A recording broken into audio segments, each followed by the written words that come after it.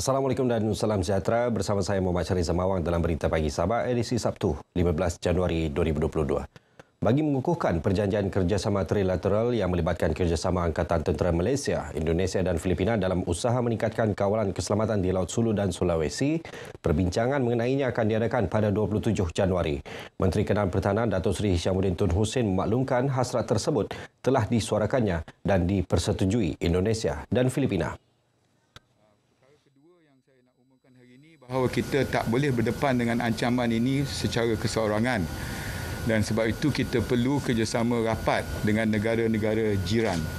Dan perbincangan saya dengan kedua-dua menteri berkenaan dan persetujuan kita untuk berjumpa dan menghidupkan semula trilateral yang wujud pada satu ketika dahulu merupakan komitmen ketiga-tiga negara melihat kepada musuh yang sama.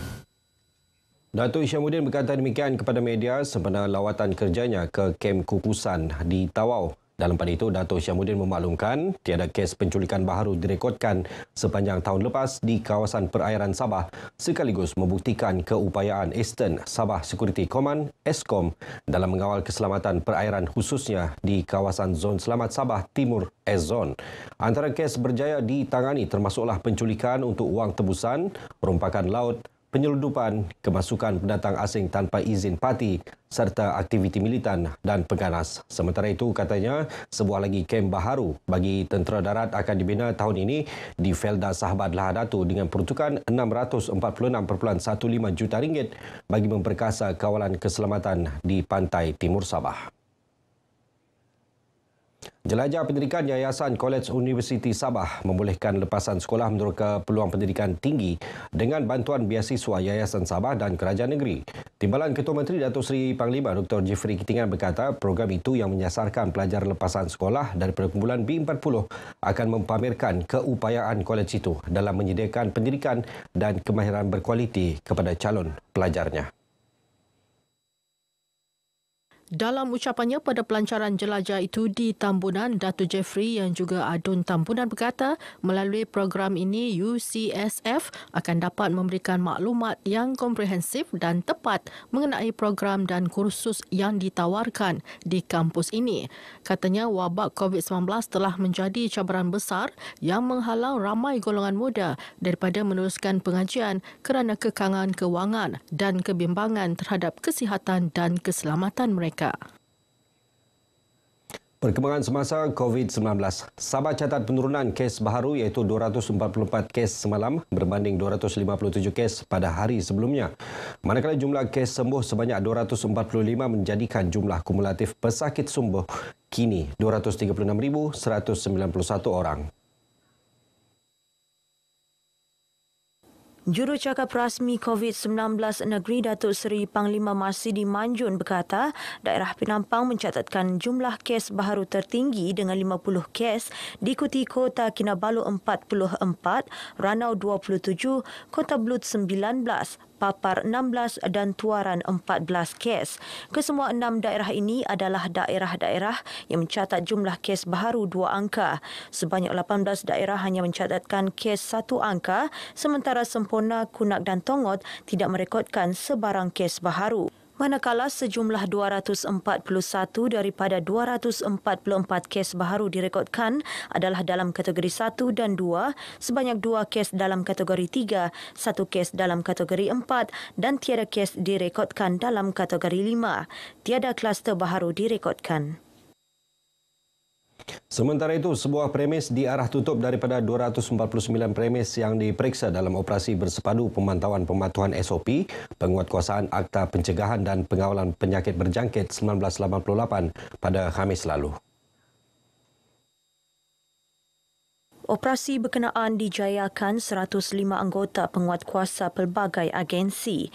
Berdasarkan infografik Jabatan Kesihatan Negeri Sabah, sebanyak 10 kompaun turut dikeluarkan menjadikan jumlah kumulatif kini 13,130 keping. Pecahan kompaun mengikut daerah merekodkan sebanyak 7 keping dikeluarkan di Sandakan, manakala Tawau 3 keping kompaun. Ia melibatkan kesalahan gagal menggunakan aplikasi MySejahtera sebelum sebelum memasuki premis, tiada penjarakan fizikal, tidak memakai pelitup muka dan melebihi masa beroperasi. Baik, seterusnya kita ikuti statistik terkini kes baharu mengikut daerah dan kadar vaksinasi bagi Sabah.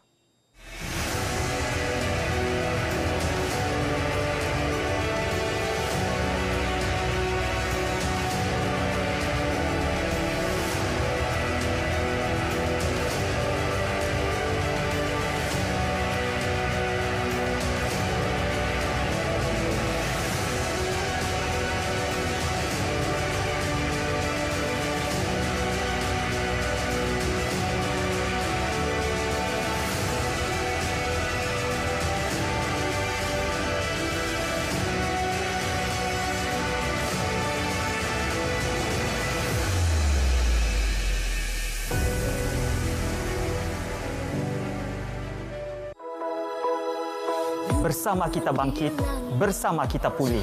Kita lindung diri, lindung keluarga.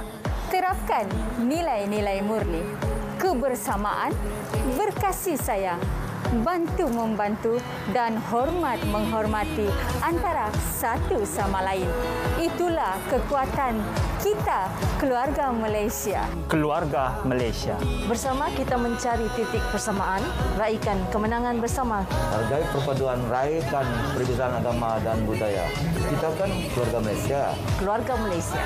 Kami berbilang kaum, ada Kadazan, ada Bajau, ada Murut, ada Tidung, ada Suluk, ada Rungus. Dan banyak lagi etnik lain di sini. Tapi kami adalah keluarga Malaysia. Keluarga Malaysia. Hitam Kamemon, lambang keluarga Malaysia. Abanggau ko mataman ako jumadi keluarga Malaysia. Kon Sapatan. Mi iso, monoli bamban, paganakan Malaysia. Majutah kita ni bersama keluarga Malaysia. Potong sa kawi, rendalom nu, selapan nu Malaysia.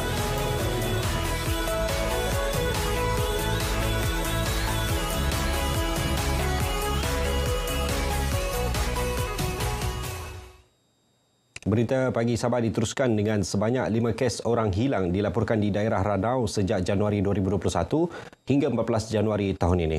Ia sekaligus menjadi peringatan khususnya kepada mereka yang melakukan aktiviti di hutan atau di kawasan yang tidak mempunyai liputan talian telefon agar mengambil langkah keselamatan awal.